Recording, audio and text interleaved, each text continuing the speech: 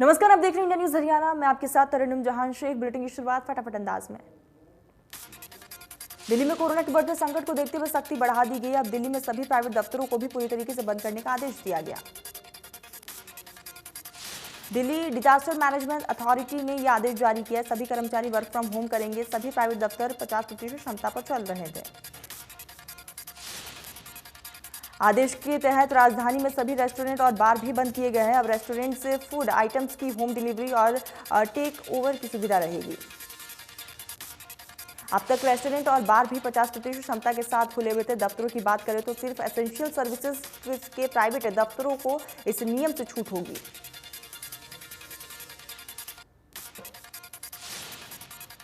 स्वास्थ्य एवं गृह मंत्री अनिल विज ने बताया कि हरियाणा में एस्मा लागू कर दिया गया है। अब 6 महीने तक स्वास्थ्यकर्मी हड़ताल नहीं कर सकेंगे। अनिल विज ने यह कदम कोरोना की रोकथाम में बाधा डालने के लिए डॉक्टरों के एक समूह द्वारा हड़ताल पर चले जाने की वजह से उठाया। लोकसभा सांसद नायब सैनी ने चीका दौरा के दौरान गुरु गोविंद सिंह के 4 साहिबजादों के बलिदान दिवस को बाल दिवस के रूप में मनाए जाने पर प्रधानमंत्री नरेंद्र मोदी का धन्यवाद किया।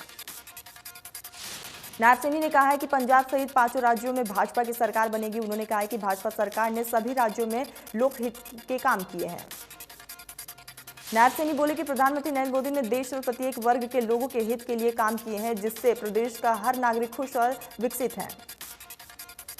वहीं उन्होंने कहा है कि सीएम मनोहर लाल प्रदेश के विकास के प्रति वचनबद्ध है। उन्होंने देश हित के लिए बहुत सी योजनाएं बनाई है और हर वर्ग का काम भी किया।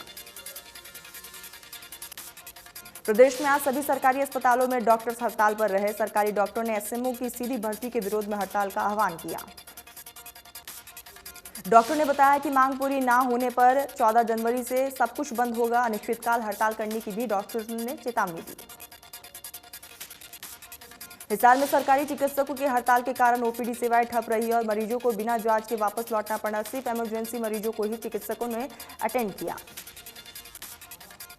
वहीं सोनीपत में भी डॉक्टर्स हड़ताल पर रहे। वहीं ओपीडी बंद किए गए। डॉक्टर्स की मांग है कि एमडी एमएस करने वाले डॉक्टर्स को 44% का कोटा दिया जाए। प्रदेश समेत जिंद में भी डॉक्टर्स ने हड़ताल की है। ओपीडी सेवाएं बंद कर दी गई है, जिसकी वजह से मरीज परेशान नजर आए।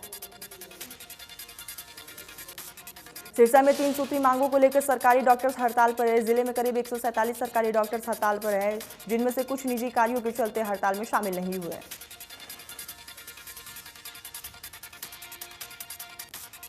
यमुनानगर में प्रदेश व्यापी डॉक्टरों की हड़ताल का असर देखने को मिला है। जिले में सरकारी डॉक्टरों ने 109 पद खाली है, जबकि 77 डॉक्टर्स अपनी सेवाएं दे रहे थे। उनमें से अधिकांश आज हड़ताल पर रहे। अंबाला के सरकारी अस्पतालों के डॉक्टर्स ने अपनी लंबित मांगों को लेकर हड़ताल किया। पोस्ट ग्रेजुएट डिग्री धारक डॉक्टरों की 40% सीट आरक्षित करने और एसएमओ की सीधी भर्ती पर रोक लगाने की पिछले 2 सालों से मांग करते आ रहे हैं।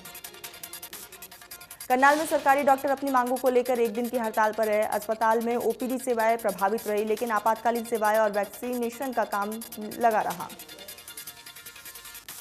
हरियाणा में महामारी अलर्ट। सुरक्षित हरियाणा की अवधि 19 जनवरी तक बढ़ा दी गई है। इस दौरान प्रदेश में पब्लिक मीटिंग, रैली और धरने पर पूरी तरीके से रोक है।